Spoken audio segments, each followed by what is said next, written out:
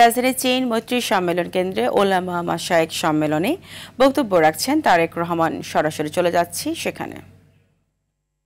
আমরা সবাই জানি আহিলামে জালিয়াতের সময় আমাদের মহানবীকে যারা অপছন্দ করত তারাও কিন্তু মহানবী সাল্লাল্লাহু আলাইহি ওয়াসাল্লামকে ন্যায়পরায়ণ হিসেবে জানত, মানত এবং বিশ্বাস করত।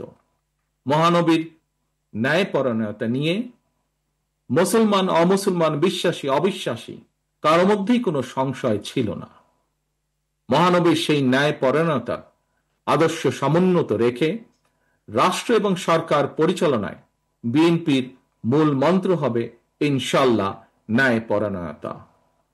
মহানবীর ন্যায়পরায়ণতার আদর্শে উজ্জীবিত একটি ইনসাফ ভিত্তিক বাংলাদেশ গড়ার লক্ষ্যে আগামী নির্বাচনে বিএনপি দেশের সকল সম্মানিত ইমাম, খতিব, মুয়াজ্জিন, আলেম ওলেমা, পীর মাশায়েখদের দোয়া এবং সমর্থন চায়।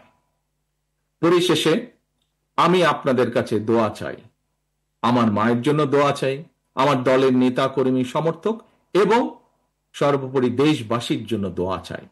দেশ এবং জনগণের কল্যাণে আল্লাহ যেন আমাকে এবং আমাদের দলকে প্রতিটি সৎ কর্ম বাস্তবায়নের সুযোগ দেন। এই জন্য আপনাদের দোয়া, সমর্থন এবং সহযোগিতা চাই।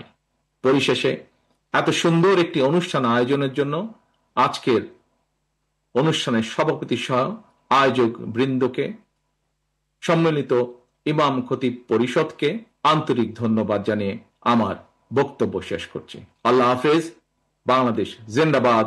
বাংলাদেশ জাতীয়তাবাদী দল জিন্দাবাদ। দর্শক দেখছিলেন সম্মেলনে তারেক রহমানের ভার্চুয়ালি দেওয়া বক্তব্যের অংশবিশেষ।